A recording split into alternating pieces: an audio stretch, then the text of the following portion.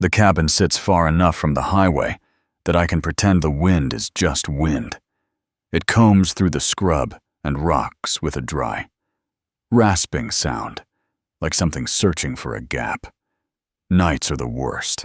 The temperature drops fast out here, and the cold creeps in through the floorboards, settling into my knees and spine. I keep the lights low. Too much brightness makes the dark feel offended. On the table beside my chair is the police scanner. It hasn't carried an official transmission in years. I keep it anyway. Plugged in, volume low, just above the sound of my own breathing. Habit, I tell myself. 31 years doesn't rinse out clean. The metal casing is warm to the touch. Warmer than it should be, as if something inside it is working too hard. Every so often, static swells and collapses, a dry hiss that reminds me of sand sliding across asphalt. I don't reach for the dial anymore. I learned early that adjusting it only makes things worse. Sometimes the noise sharpens, almost forming syllables, and my chest tightens before my mind can catch up. I wait, counting heartbeats, staring at the dark window where my reflection lags just enough to make me uneasy. Outside, the wind presses on. Inside, the radio listens back. The notebook stays in the bottom drawer, beneath old map and expired flares, wrapped in a plastic bag like something that might leak. I don't open it every day. That would feel like dependence. I tell myself I keep it for accuracy, the way an investigator should. Dates, times, locations, facts. But the truth is I keep it because memory lies first, and paper lies last. The cover is soft from use, the corners rounded. No label, no name. If someone found it, they might think it was a ranger's field journal or the private rambling of a man who spent too long alone. I started it years before the retirement papers, back when I still believed there was a line between work and sleep. Each entry began the same way: weather conditions, patrol hours, mileage. That was the rule I made for myself. Start normal. Earn the right to write what didn't fit. Some pages are neat, others shake. There are sketches I don't remember drawing. Circles, angles, a stretch of road marked again and again as if repetition could pin it down. I never used words like impossible or supernatural. I wrote what I heard, what I smelled, how the radio behaved when nothing else did. Reading it now, I can see the moment the tone changes. That's the part that scares me most. Not what's in the notebook, but when I stopped questioning why I needed it at all. No one ever wrote the rule down. It lived in pauses, in the way conversations bent around a number no one wanted to say out loud. Mile marker 37. You learned it the same way you learned which roads flooded without rain and which calls never had a clean ending. An older trooper would glance at the clock near sunset, clear his throat, and suggest switching routes. If you asked why, the answer was always the same. No reason. Said too quickly. Said like a door being shut. Officially. There was nothing special about that stretch. Straight road, shallow canyon to the east, rock and scrub to the west. Visibility decent, accident rates unremarkable on paper. But after dark, cars broke down there without explanation, radios crackled, animals wouldn't cross the asphalt, more than once. I found footprints leading off the shoulder and simply stopping. The first time I ignored the rule. I told myself I was testing a myth.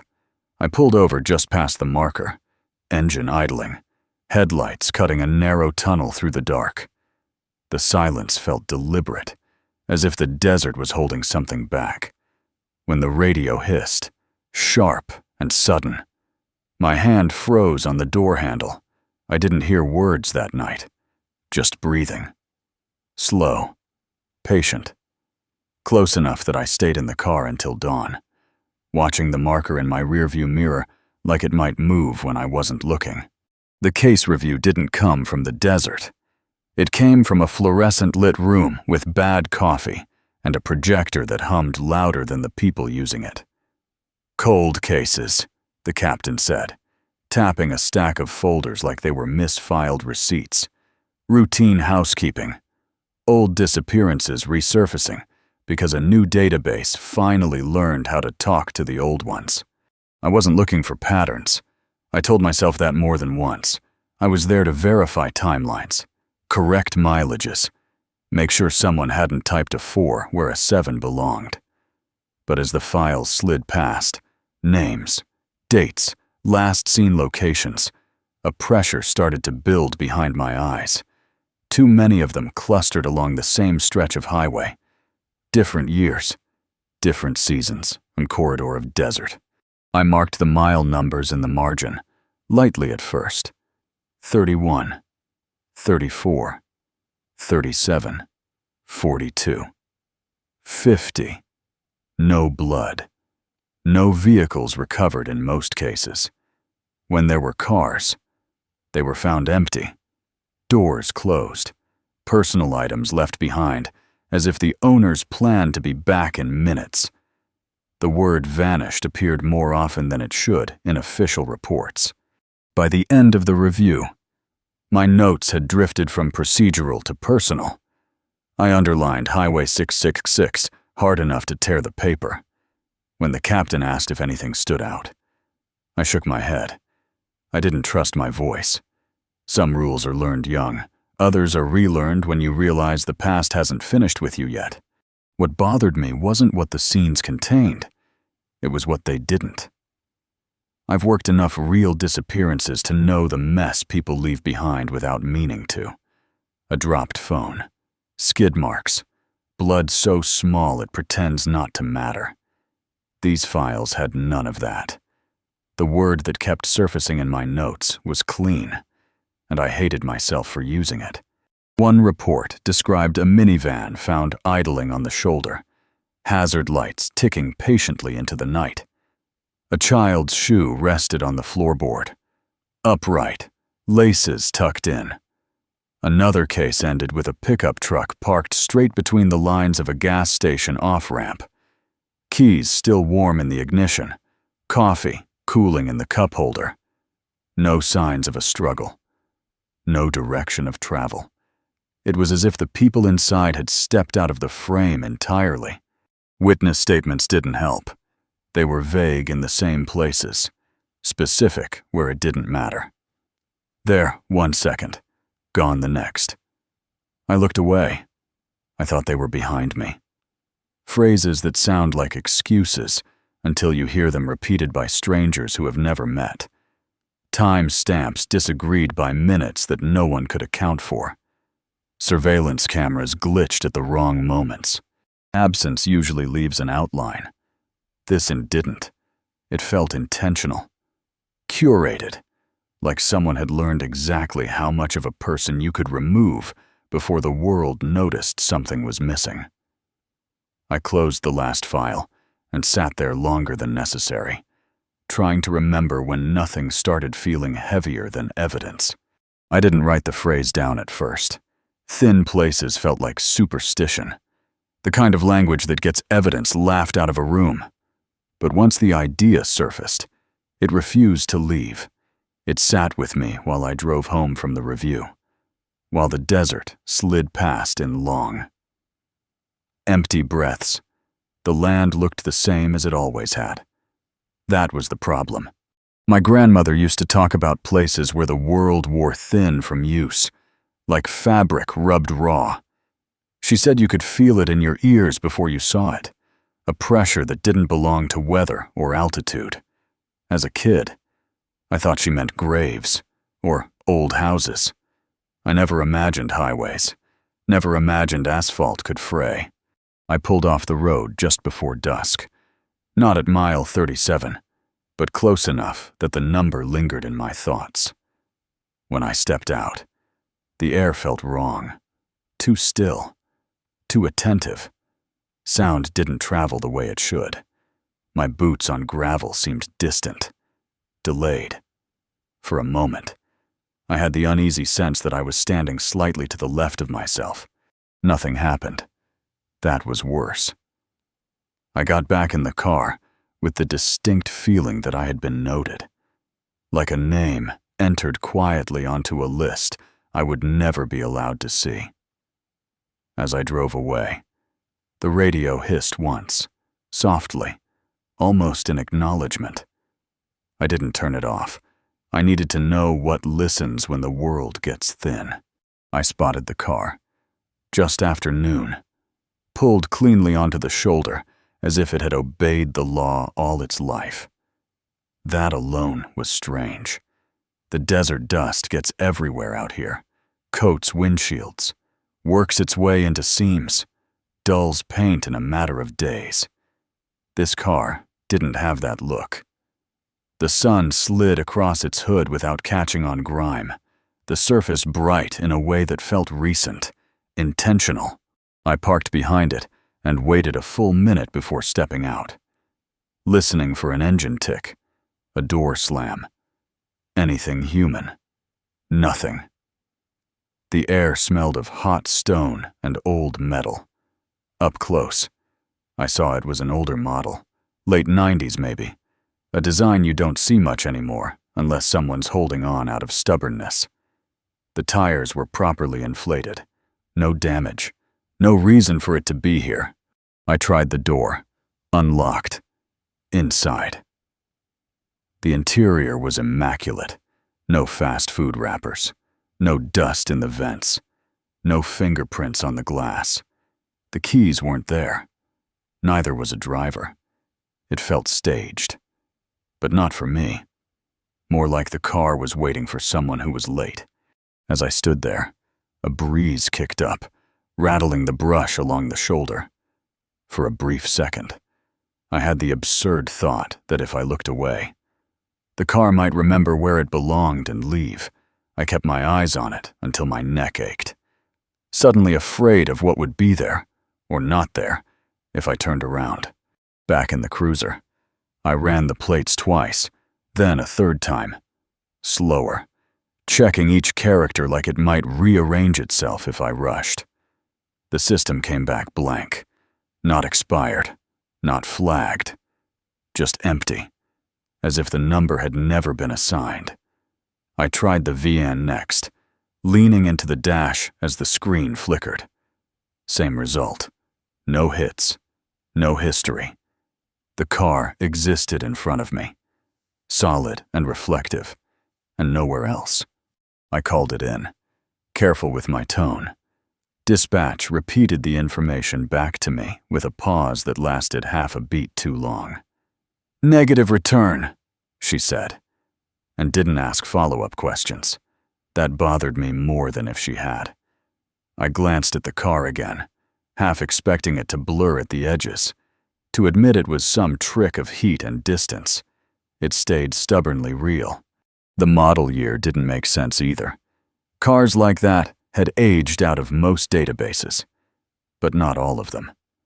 There should have been something. Insurance records, emissions tests, a paper trail thin enough to follow if you knew where to look. Instead, there was a clean gap, like someone had erased it with care.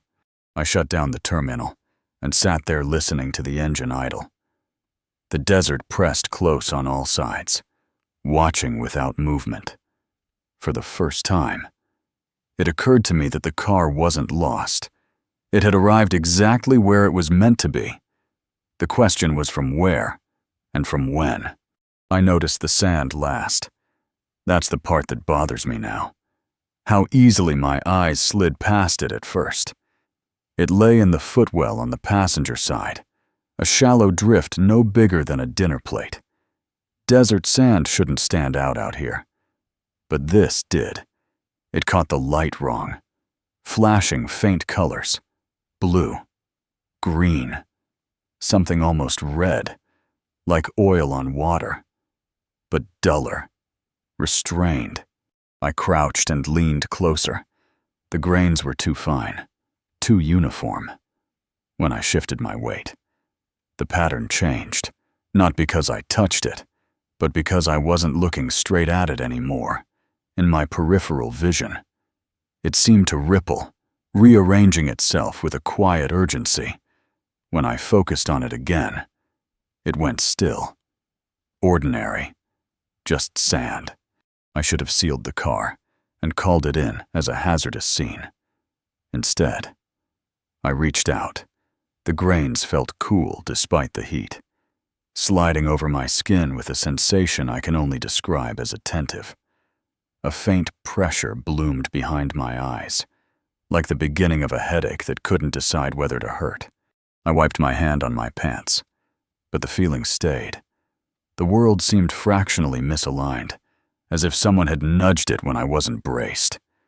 Sounds arrived a moment late.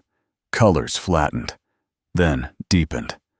The sand lay quiet at my feet, innocent as dirt. I stepped back, suddenly certain of one thing. Whatever had been riding in this car hadn't walked away. It had changed state. The radio changed first. Not all at once, not dramatically, just enough that I couldn't pretend it was normal anymore. Static thickened, took on texture, like fabric being pulled slowly apart. It wasn't louder, it was closer. I found myself leaning toward it without realizing, my ear tilting as if there were something precise buried in the noise. At night, alone in the cruiser or back at the cabin, the hiss would sharpen into shapes, almost words, consonants without vowels, breath moving where no lungs should be. I recorded a few minutes once, played it back later, and heard nothing but clean interference in real time. Though, my skin tightened as if my body understood something the equipment didn't. The first recognizable voice came on a night with no moon. It said my name softly, the way you do when you're not sure someone is awake. The tone was wrong, too careful, too familiar. I answered before I could stop myself. Silence followed, deep and deliberate, like something listening to how I reacted. After that, the voices learned. They borrowed cadence from people I knew, from memories with weight behind them. One sounded like my grandmother, slipping Navajo vowels into English the way she used to when she was tired. I told myself it was stress, auditory pareidolia, the brain-hunting patterns to survive boredom. The problem was the timing. The voices spoke only when I was thinking of them already, as if the radio didn't transmit sound, but confirmed it. I trusted cameras more than my own eyes. Eyes get tired, lenses don't. That belief lasted until I started reviewing the footage. Dashcam clips from routine stops, bodycam stills pulled for unrelated reports, ordinary material. Nothing flagged at the time. It was only later, slowed down and scrubbed frame by frame, that the problem appeared. Shadows where there shouldn't have been any, not tricks of headlights or passing clouds, but shapes that implied bodies standing just outside the field of view. In one clip, my own shadow stretched clean and sharp across the pavement, and beside it, a second outline wavered, taller, thinner, connected to nothing I could identify. When I remembered the stop, I'd been alone. The audio confirmed it. No footsteps, no breathing but mine. I checked angles, light sources, timestamps, everything lined up the way it should. The extra shadows didn't move like reflections. They lagged, as if reacting a fraction too late, or anticipating motion that never came. In still photographs, it was worse.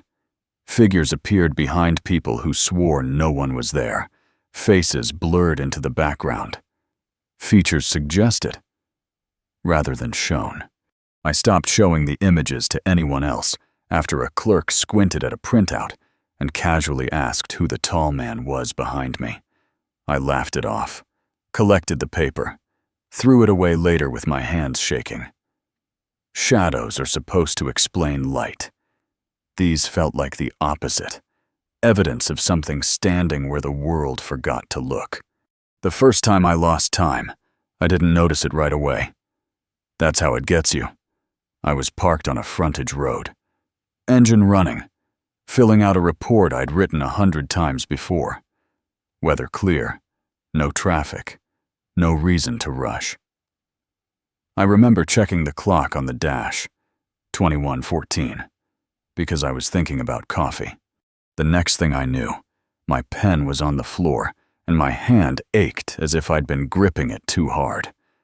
The clock read 21:32, 18 minutes gone, cleanly cut. No dizziness, no sense of sleep. The engine was still warm, idling steady. The radio hissed at the same low volume I'd set it to. I tried to reconstruct it logically. Microsleep. Stress. A lapse so small it only felt large because I was watching for cracks.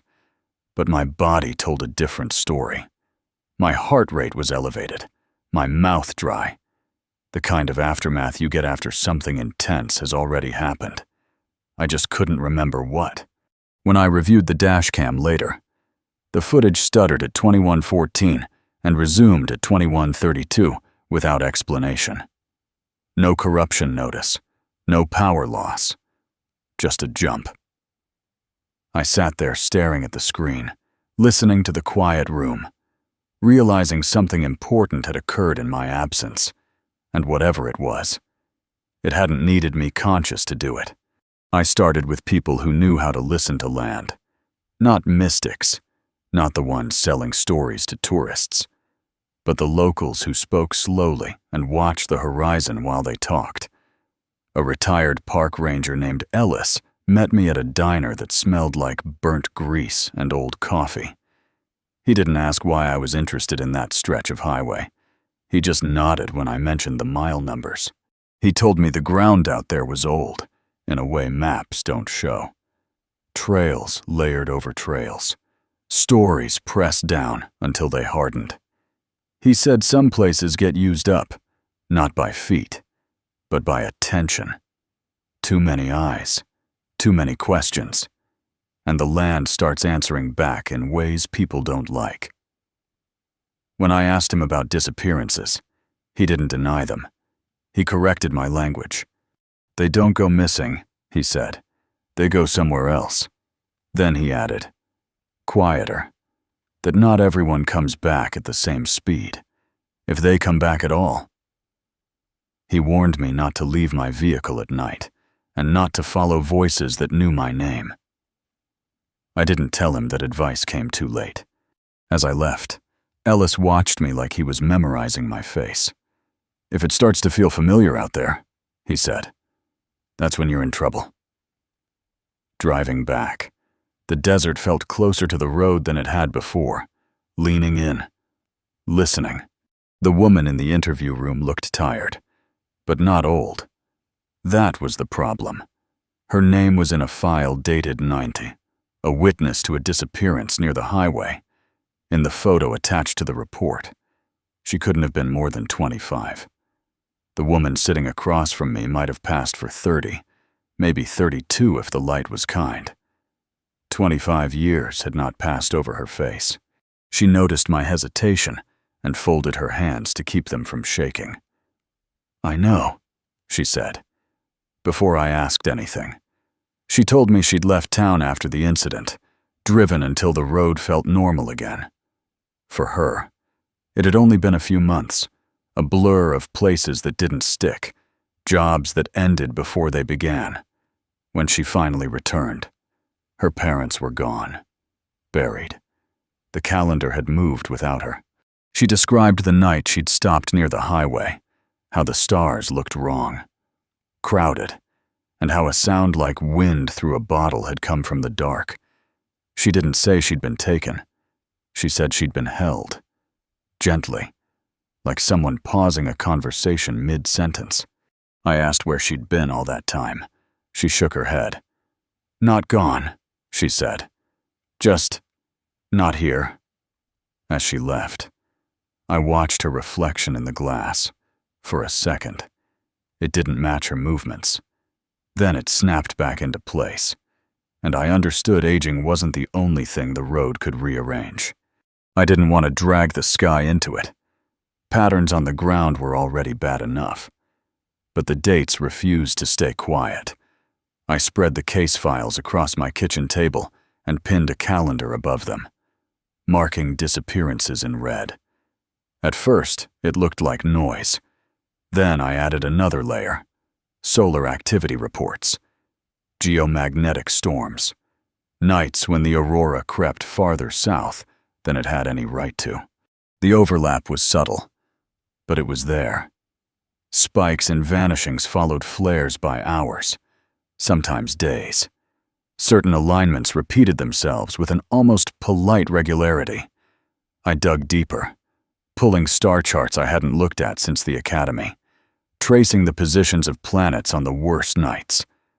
The highway sat beneath those patterns like a needle under a groove. It felt wrong, using astronomy to explain human absence, but the more I mapped it, the less optional it became. The road wasn't acting alone. It was responding, resonating, like an instrument struck at the right frequency. I began to think of mile marker 37 not as a place, but as a point of focus, a knot where lines crossed. Late one night, the radio hissed as I drew a circle around a date that hadn't happened yet. The sound rose, eager, and I realized the map wasn't just predictive, it was anticipatory. Something up there, or out there, was watching to see if I noticed the pattern and adjusting itself now that I had. I chose the night carefully, though I couldn't have explained why to anyone else. No moon, clear sky, the kind of darkness that feels deliberate rather than accidental. I parked a quarter-mile past mile marker 37 and killed the engine, letting the heat tick its way out of the hood. The silence settled fast, heavy enough to press against my ears. Stakeouts are supposed to be boring, long stretches of nothing, broken by the occasional reminder that time is still moving. This wasn't that. Every sense stayed tight, coiled, as if the desert itself were leaning in. The stars overhead looked too sharp, crowded together like they were watching the road instead of the other way around. I didn't get out of the car. I cracked the window and let the night air in, carrying the smell of dust and something faintly metallic. The radio stayed quiet, which worried me more than static. I kept my eyes on the marker ahead, the reflective numbers pale in the headlights, and tried not to think of it as a target. Minutes passed without moving. Then the wind shifted, and with it came a low sound. Not quite a voice, not quite wind. My hand hovered over the door handle, uncertain. I realized then that a stakeout assumes you're the one observing. Sitting there, heart pounding in the dark. I wasn't sure that was still true. They appeared without warning. Just there, 1 second, and not the next. At first I thought it was a trick of fatigue. After images burned into my eyes from staring too long into the dark. Then they moved. 3 points of light, high above the road, sliding laterally with a smoothness that ignored distance. Too fast for aircraft, too controlled for anything falling. I cut the headlights and watched. The desert swallowed the road, leaving only the lights and the stars behind them. They pulsed in sequence, brightening and dimming as if responding to a rhythm I couldn't hear. When one of them dropped lower, my stomach tightened.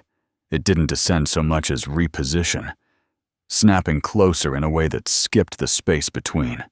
The radio crackled once, sharp and brief, like a throat clearing. I raised my camera and hit record. The screen showed nothing but black and a scattering of stars. When I lowered it, the lights were closer still, hovering over the asphalt near the marker. For a second, I saw the surface of the road gleam like wet glass. Then they were gone.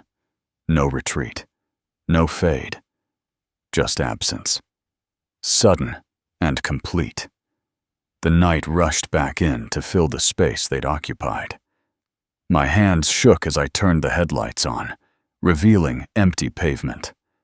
The silence that followed felt earned, like something had just finished looking at me and decided I wasn't worth the effort. I didn't see them until I stepped out of the car. The air still felt charged, my skin prickling as if the night had left something behind. My flashlight beam slid across the road, catching on a dull shine that didn't belong. 3 circles, arranged in a rough triangle, burned into the asphalt just past the marker. They were perfect, not scorched, not cracked, melted. The surface had softened and reformed into a smooth, glass-like skin that reflected the light back at me with a warped halo. I crouched and held my hand near one. Heat lingered. Faint but undeniable. Though nothing else around it was warm, the smell wasn't smoke. It was sharper, chemical, wrong. I measured them out of habit, pacing the distances, noting angles. My notes would later look clinical, detached. Standing there, all I could think was how deliberate it felt. Not an impact, not an accident, a placement. As if something had set down carefully, touched the world, and lifted away again. The radio hissed from the cruiser, low and restless. I straightened, suddenly aware of how exposed I was. A lone figure on an empty road, marked by a shape that didn't belong to human geometry. The desert was silent, but it wasn't empty. Whatever made those circles hadn't left in a hurry. It had finished what it came to do, and it knew I was watching. The shift didn't happen all at once. It crept in the way tinnitus does. A faint pressure you only notice when it stops being ignorable. Driving back from the marker, the road began to feel layered, as if the tires were rolling over more than one surface at the same time. The speedometer needle wavered, then steadied.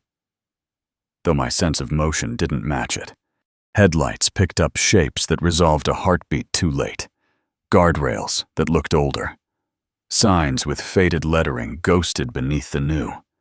For a second, I saw a patrol car ahead of me that didn't belong to any fleet I recognized. Its lights dim and amber, not red and blue. When I blinked, it was gone. Replaced by empty asphalt stretching forward like nothing had interrupted it. The sensation in my skull deepened, a low hum behind my thoughts. Sounds overlapped, wind, engine, radio static, and something else threaded between them, a narrow band I couldn't quite focus on when I tried. The world slipped sideways, colors flattening before snapping back into place. I tasted metal. By the time I reached the outskirts of town, the feeling faded, leaving behind a dull ache and a certainty I didn't know how to explain. The road hadn't changed. I had. Something had bled through, just enough to prove the barrier wasn't sealed. And once you hear more than one station at a time, silence is never empty again. The radio used to be simple. Noise or signal, on or off. After that night, it learned a third state. I could turn the knob until my fingers ached, sliding through bands that should have been empty, and the sound wouldn't change. The hiss stayed dense, layered, as if multiple transmissions were stacked on top of each other and refused to separate. At first I thought the unit was failing. I swapped it out with another from evidence, ran diagnostics, checked the antenna. Nothing fixed it. Worse. Sometimes the dial would respond, but not the way it should. A slight turn would shift the texture of the sound rather than the frequency, bringing certain elements forward while pushing others back. Breath would sharpen. A murmur would recede. Late one night, exhausted, I rested my hand on the dial and stopped adjusting it. The static thinned. For a brief, fragile moment, I heard something like distance, Wind across a wider place than this one. Then my hand twitched, and the noise surged back. Irritated. The message was clear enough to make my skin crawl. The dial wasn't broken. It was caught between positions, held there by something with more patience than me. I began to understand the highway the same way, not as a path from one place to another, but as a knob turned too far. Stuck between stations, and like the radio, it punished anyone who tried too hard to make it settle. I wasn't the only one. That realization came slowly, stitched together from pauses and unfinished sentences. An old trooper I trusted stopped by my office under the pretense of paperwork. He glanced at the notebook on my desk, then at the radio, and said, "You hearing it too?" like he was asking about the weather. After that, others surfaced, not formally, not in reports, in hallways, parking lots, places without cameras. Stories traded carefully, stripped of details that could get you evaluated or benched. Lights that moved wrong. Calls logged that no one remembered making. Moments of missing time that everyone blamed on fatigue. The same mile numbers kept appearing, then being quietly crossed out. What struck me wasn't the fear. It was the discipline. Everyone knew how far to go and when to stop talking. One man told me he'd started writing things down, then burned the pages when the radio began answering questions he hadn't asked out loud. Another admitted he'd requested a transfer after seeing his own cruiser pass him on the highway. There was no conspiracy, no guiding hand, just a shared understanding that some knowledge didn't spread. It isolated. The network existed to contain, not expose. Silence wasn't denial. It was a survival tactic. Driving home that night, I felt the weight of it settle on me, heavy and final. I had crossed the point where warning others would only make more ghosts. The calendar bled toward October 31st, whether I watched it or not. I circled the date early, then stopped pretending the red ink was coincidence. The sky began to feel crowded at night, the stars pressing closer together, brighter in a way that made distance feel unreliable. Even the air changed. Static clung to my skin, raising the hair on my arms without weather to justify it. Calls increased along the highway, not emergencies, complaints. Strange lights, radios cutting out, a sense of being followed without seeing anything there. I logged them all, even when I was told not to. My sleep thinned, broken by dreams of standing on the road while different versions of the world passed me by, none of them slowing down. Ellis stopped returning my calls when I drove out to his place. The gate was locked and the house dark, dust already gathering like it had been empty longer than it should. The silence felt intentional, like a door closed from the other side. By the time Halloween week arrived, the map of the sky I'd drawn matched the dread in my chest too well to ignore. Alignments stacked on alignments. Solar forecasts spiked. It felt less like a date and more like a pressure point. Something the world was leaning toward. I checked my equipment, fueled the cruiser, and told no one where I was going. Whatever was coming didn't need an audience. It needed a witness. The closer Halloween crept, the less distance mattered. Phenomena that used to keep their space pressed in. Personal now. Impatient. The radio no longer waited for night.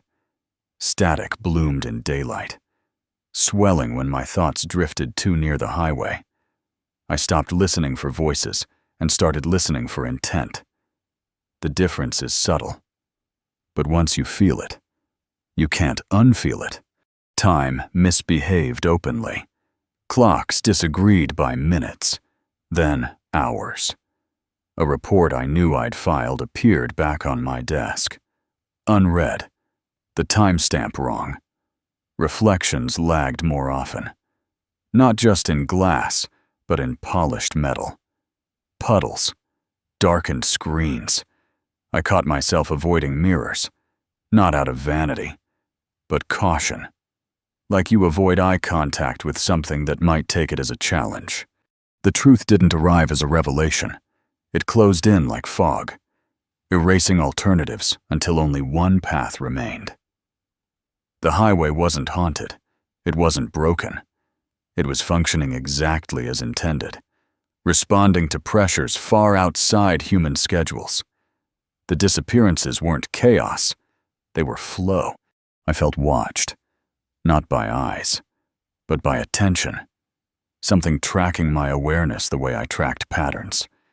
Each realization tightened the space around me, like walls moving inward without making a sound. I understood then that knowledge wasn't neutral. It exerted gravity, and whatever lived along that road knew I was close enough now to be affected, close enough to matter. The night I finally told someone everything, my voice shook in places I didn't expect. It wasn't fear. It was restraint wearing thin. I met my ally in a gravel lot outside town, engines running, lights off. Two silhouettes pretending this was just another quiet conversation. I laid out the maps, the dates, the recordings I couldn't play back for anyone else. I didn't mention the dreams. Some things sound weaker when spoken. He listened without interrupting, eyes fixed on the darkness beyond the lot. When I finished, he said nothing for a long moment. Then he told me the worst part wasn't what I'd found. It was that I'd survived finding it. Survival meant attention. Attention invited response. He urged me to step back, to let the date pass without me near the highway. "You don't have to be there," he said. "The road doesn't need you." I wanted to believe him. My hands shook as I folded the papers, the urge to agree fighting the certainty in my chest. The patterns didn't feel optional anymore. They felt aimed. I realized then this wasn't about courage. It was about endurance, how long you could hold your ground without being reshaped by what was pressing in. We parted without deciding anything. As I drove away, the radio hissed once, low and satisfied. Whatever was coming had already weighed my nerves and found them useful. Halloween arrived without ceremony. No wind, no clouds. The kind of stillness that makes sound feel like an intrusion. I reached mile marker 37 just before midnight and parked where the road bent slightly, a place that never felt quite the same twice. I shut off the engine and stepped out, the cold snapping at my face like it had teeth. The sky looked wrong, stars crowded together, their light sharp and colorless, as if depth had been flattened. My watch ticked too loudly, each second dragging, when the first sensation hit. It wasn't visual, it was pressure. A sudden heaviness in my chest, like the air had decided to lean on me. Then the road changed. The asphalt shimmered. Not with heat, but with overlap. Figures moved through the darkness, some solid, some translucent, occupying the same space without acknowledging each other. A man in a dust-caked uniform walked past a patrol car that didn't exist yet. Headlights flared and vanished. Time lost its edges. The radio burst to life. Voices stacked and tangled, speaking languages I didn't know, but somehow understood. I dropped to one knee, hands on the pavement, feeling it vibrate beneath my palms. This wasn't an event. It was a failure of separation. The boundary had stretched too thin, and for one long. Terrible moment. Everything on both sides leaned through at once. It resolved itself out of the overlap the way a thought does. Sudden, complete, undeniable, taller than any man, but not shaped like one. It stood where the road should have been empty. Its outline wavered, edges flowing as if gravity were a suggestion it chose to ignore. I couldn't see a face, yet the certainty of being observed pressed hard against the inside of my skull. It didn't approach. Distance seemed irrelevant to it. The pressure intensified, and with it came understanding. Delivered whole and wordless. This thing did not arrive on the road. It intersected it. The highway was not a destination, but a point of alignment where different states of existence brushed too close together. What I had been calling disappearances were adjustments, matter, and consciousness sliding sideways when conditions allowed. I tried to speak and failed. The presence responded anyway, impressions stacking faster than I could process them. Reality wasn't fragile, just selective. Human perception tuned narrow by necessity. When the tuning slipped, people didn't die. They translated. Some held their shape. Others didn't. Fear drained out of me, replaced by a colder sensation. Scale. I was standing in the way of a process that didn't notice individuals the way we notice ants, aware of impact, indifferent to identity.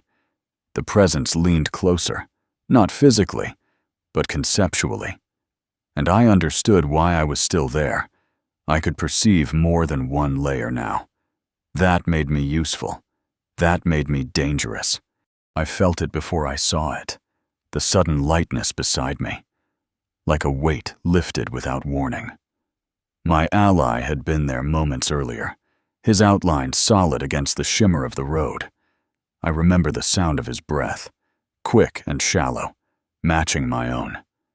Then there was a space where a person had been, clean and exact. There was no flash, no pull. One moment he occupied the air, the next. The air reclaimed itself. His flashlight clattered to the asphalt, still on, its beam cutting through nothing. I shouted his name, the sound tearing at my throat, but it felt performative, like yelling into a photograph. The presence didn't react. If anything, the absence seemed to settle, becoming part of the pattern. Understanding flooded in again, cruel in its neutrality. This was not punishment. It was alignment. He had been standing at the wrong point when the layers slid. I staggered back, heart hammering, trying to anchor myself in the grit beneath my boots. Memories threatened to unravel. His voice, his face, details loosening like bad knots. I forced myself to repeat his name, over and over, afraid that forgetting was the final step of the process. When the road steadied, the overlap thinning, there was no sign he had ever been there, no footprints, no disturbance, just a flashlight and the echo of a life removed without residue. That was when I understood the true horror. The world is very good at closing ranks around a clean absence. Something in me locked into place after that. Not courage, not resolve, a recognition. Like realizing you've been holding a door shut without knowing what was on the other side. The presence didn't tell me what to do. It didn't need to. The understanding pressed in with the same quiet certainty as gravity. I focused on what still felt solid, the weight of my boots, the cold biting through my jacket, the vibration of the road beneath my palms. The layers were still sliding, reality flexing and slipping like overheated metal. I realized then that my altered perception wasn't a side effect. It was the point. I could sense the boundaries because part of me no longer fully belonged to one side. I stayed where I was and refused to move, holding my awareness fixed on this version of the road, not fighting the shift, just resisting the drift. The pressure increased, painful now, like trying to hold a frequency steady with bare hands. Images crowded in, other roads, other nights, people mid-step, mid-breath, waiting to tip. Minutes or years passed. Time had lost meaning. Gradually, the overlap thinned.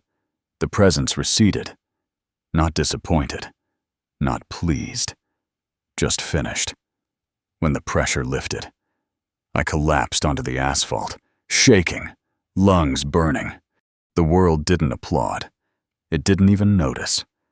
The highway lay quiet again, indistinguishable from any other stretch of desert road. I was still there. Changed. Whatever had happened had used me as a brace, an anchor point jammed into a widening crack. And I knew, with a clarity that hurt, that this was not a role you resign from. The cost didn't arrive all at once. It unfolded in small humiliations that were easier for others to dismiss. The first thing people noticed was my hair. It went white in a matter of days. Not gray, not thinning. White like bone left in the sun. Doctors blamed stress. I let them. Stress was a language they understood. Then came the headaches. Deep and pulsing, like standing too close to overlapping engines. Light hurt. Sound separated into layers I couldn't ignore. Footsteps with echoes that didn't belong to this room. Voices carrying faint harmonics, as if something else were speaking along with them. I learned to nod at the right moments, to hide the pauses when my attention slipped sideways. Medical retirement followed, dressed up as concern. PTSD, dissociation, hallucinations. Words that turned experience into pathology and closed the door behind me. I didn't argue. I couldn't explain that I wasn't seeing things that weren't there. I was seeing too much of what was. Photographs became the worst of it. Faces in the background that no one else recognized. Places that appeared older or newer than they should. Sometimes my own reflection looked wrong, split between expressions I hadn't made yet. I stopped keeping mirrors. Seeing came with permanence. There was no way to tune back, no dial to reset. Once the boundary lets you look through, it leaves a mark. The world didn't punish me for it. It simply adjusted, the way it always does, by isolating what no longer fits cleanly into a single frame. I live far enough out now that the highway is only a sound some nights, a low whisper carried on the wind. I chose the place for its sightlines. You can see headlights coming from miles away, long before they arrive, long enough to decide whether to be seen in return. The cabin is simple, quiet. I keep the scanner on the table, always tuned to nothing, always listening. I still drive the road when the dates line up. Not every time, just enough to confirm what my bones already know. The boundaries are thinning again. You can feel it in the way children stare at empty spaces too long, in how some people pause mid-step like they've lost the next instruction. Humanity is changing, slowly, unevenly, learning to hear more than one station at once. I don't stop at mile marker 37 anymore. I don't have to. I can sense it from a distance now. The familiar pressure, the quiet attention. Sometimes, on long, straight stretches, I see figures standing on the shoulder in my peripheral vision. They never wave. They never ask for help. When I look directly at them, the road is empty. The scanner hisses softly. Patient. Occasionally. Buried deep in the static. There's a sound almost like a voice learning how to breathe. I don't answer it. Not yet.